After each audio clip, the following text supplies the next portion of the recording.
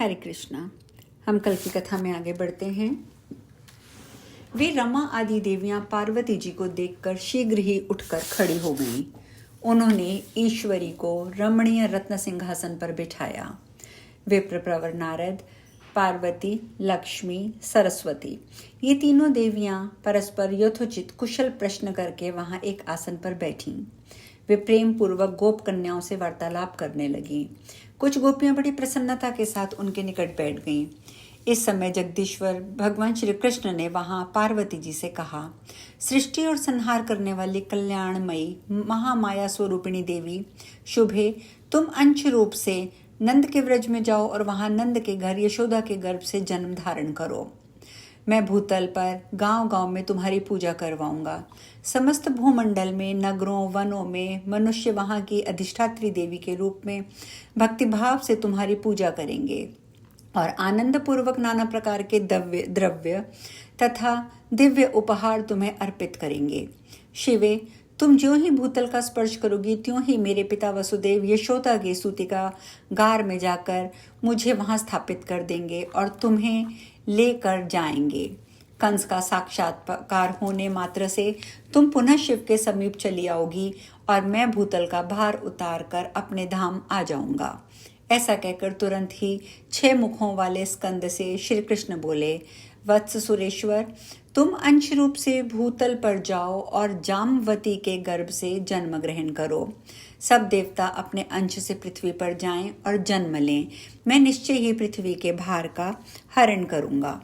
नारद ऐसा कहकर राधिकानाथ श्रेष्ठ सिंहासन पर बैठे। फिर देवता, देवियों, गोप और गोपियां भी वहां बैठ गईं। इसी बीच में ब्रह्मा जी श्री हरि के सामने उठकर खड़े हो गए और हाथ जोड़कर विनयपूर्वक उन जगदीश्वर से बोले। ब्रह्मा जी ने कहा, प्रभो, इस सेवक के निवेदन पर ध्यान दीजिए। महाभाग, आज्ञा कीजिए कि भूतल पर किसके लिए कहाँ स्थान होगा। स्वामी ही सदा सेवकों का भरण पोषण और उद्धार करने वाला है। सेवक वही है जो सदा भक्ति भाव से प्रभु की आज्ञा का पालन करता है। कौन देवता किस रूप में अवतार लेंगे, देवियां भी किस कला से अवतीर्ण होंगी, भूतल पर कहाँ किसका निवास स्थान होगा, वह किस नाम से ख्याति प्राप्त करेगा। ब्रह्मा जी की ये बात सुनकर जगदीश्वर श्री कृष्ण ने बोले, ब्रह्मा जी, जिसके लिए जहाँ स्थान होगा वह विधिवत मैं बता रहा हूँ, आप सुनिए। कामदेव रुक्मिणी के पुत्र होंगे तथा शंभासुर के घर में जो छाया रूप से स्थित है वह सती मायावती के नाम से प्रसिद्ध रति उनकी पत्नी होंगी। तुम उन्हीं रुक्मिणी नंदन प्रद्युमन के पुत्र होगे और तुम्हारा नाम अनिरुद्ध होगा। भारती शोणितपुर में जाकर बाणासुर की पुत्री होगी। जगदीश्वर अनंत देवकी के गर्भ से आकृष्ट हो रोहिणी के गर्भ में जन्म लेंगे। माया द्वारा उस गर्भ का संकर्षण होने के कारण उनका नाम संकर्षण होगा। सूर्य तनय यमुना गंगा के अंश के साथ भूतल पर कालिंदी नाम वाली पटरानी होंगी। तुलसी आधे अंश से राजकन्या लक्ष्मणा के रूप में अवतीर्ण होंगी। वेद माता सावित्री नग्नजित की पुत्री सती सत्या के नाम से प्रसिद्ध होंगी। वसुधा सत्यभामा और देवी सरस्वती शैव्या होंगी। रोहिणी राजकन्या मित्रवंदा होंगी। सूर्य पत्नी संज्ञा अपनी कला से जगत गुरु की पत्नी रत्नमाला होंगी। स्वाहा एक अंश से सुशीला के रूप में अवतीर्ण होंगी। वे रुक्मिणी आदि 9 स्त्रियां हुई। इसके अतिरिक्त पार्वती आधे अंश से जामवती होंगी। ये 10 पटरानियां बताई गई हैं। समस्त देवताओं के अंश भूतल पर जाएंगे। ब्राह्मण वे राजकुमार होकर युद्ध में मेरे सहायक बनेंगे। कमला की कला से ये 16,000 राजकन्याएं प्रकट होंगी। वे सब की सब मेरी रानियां बनेंगी। वे धर्मदेव अंश रूप से पांडुपुत्र युधिष्ठिर होंगे। वायु के अंश से भीमसेन का और इंद्र के अंश से साक्षात अर्जुन का प्रादुर्भाव होगा। अश्वनी कुमारों के अंश से नकुल और सहदेव प्रकट होंगे। सूर्य का अंश वीरवर कर्ण होगा और साक्षात यमराज विदुर होंगे।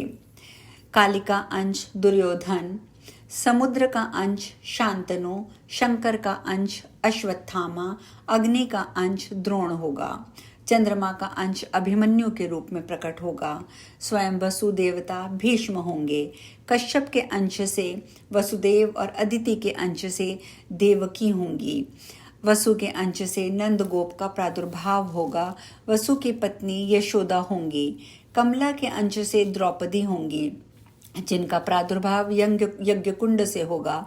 अग्नि के अंश से महाबली दृष्टद्युम्न का जन्म होगा।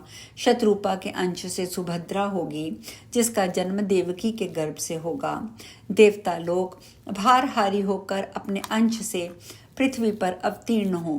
इस प्रकार देव पत्नियां भी अपनी कला से भूतल पर पधारें।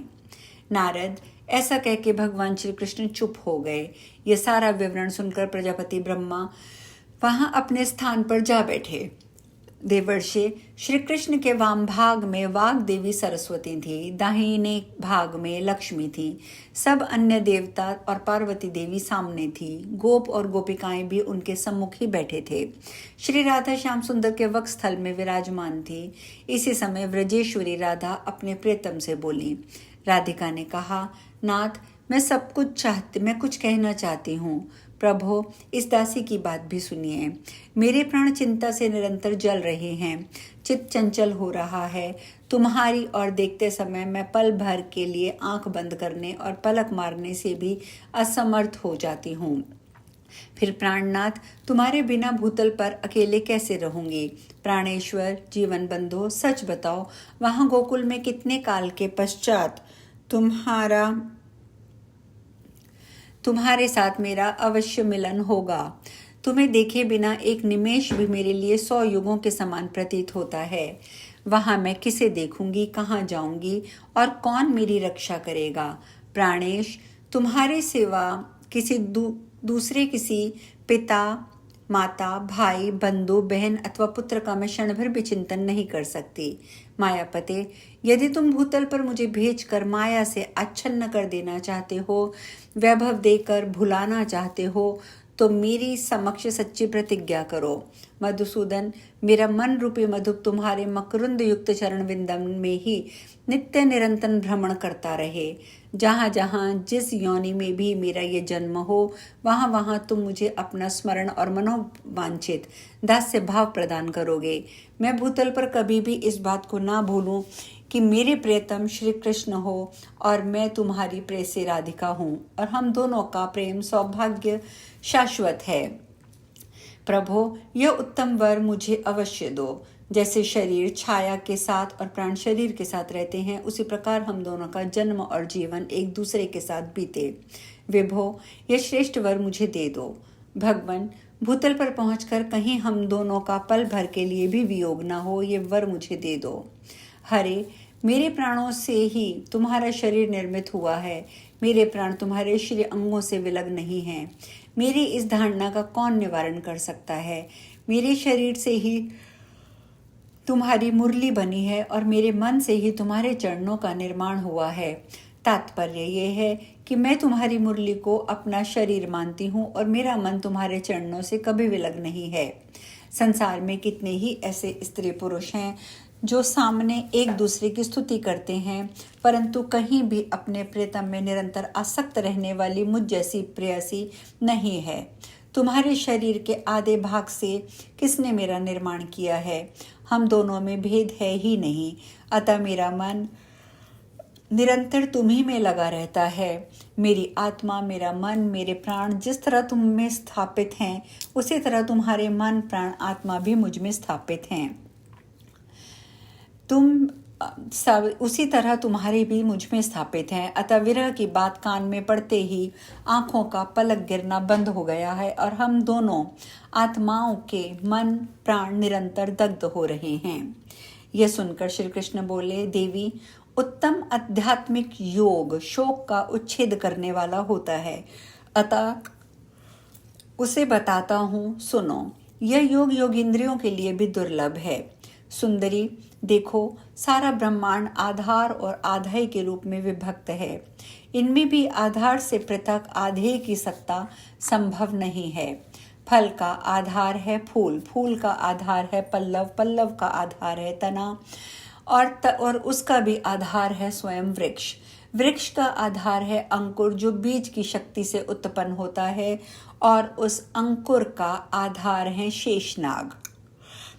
उस बीज का, अंकुर का आधार है बीज। बीज का आधार है पृथ्वी और पृथ्वी के आधार हैं शेषनाग। शेष के आधार हैं कच्छप, कच्छप का आधार है वायु और वायु का आधार मैं हूँ। मेरी आधार स्वरूपा तुम हो, क्योंकि मैं सदा तुम में स्थित रहता हूँ।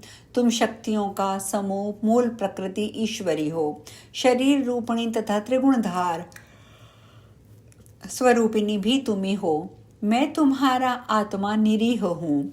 तुम्हारा संयोग प्राप्त करने का ही से ही चेष्टावान होता हूँ। शरीर के बिना आत्मा कहाँ, आत्मा के बिना शरीर कहाँ। देवी, शरीर और आत्मा दोनों की प्रधानता है। बिना दो के संसार कैसे चल सकता है। राधे, हम दोनों में कहीं कोई भेद नहीं है। जहाँ आत्मा है वहाँ शरीर है। वे दोनों एक दूसरे से अलग नहीं हैं। आज हम कथा में यही विश्राम लेंगे। भगवान कृष्ण आगे कैसे समझाते हैं ये चर्चा कल करेंगे। हरे कृष्णा।